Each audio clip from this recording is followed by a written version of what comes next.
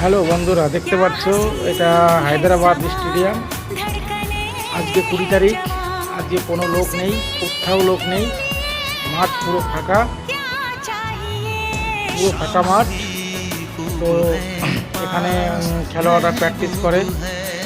এখানে যখন আসে গেস্ট হাউসে, এদিকে এদিকে কোথাও থাকে গেস্ট হাউস আছে, তো ওদিক থেকে যখন সকালবেলা আসে এখানে প্র্যাকটিস করে।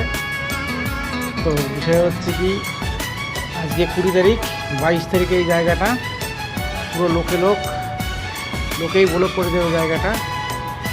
আর লোক আর পুলিশ ওইখানে থাকবে পুলিশ।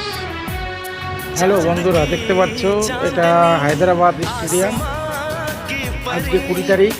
আজকে কোনো লোক নেই, কোথাও লোক নেই, মাঠ পুরো ফাঁকা মাঠ। তো এখানে খেলোয়াড়রা প্র্যাকটিস করে।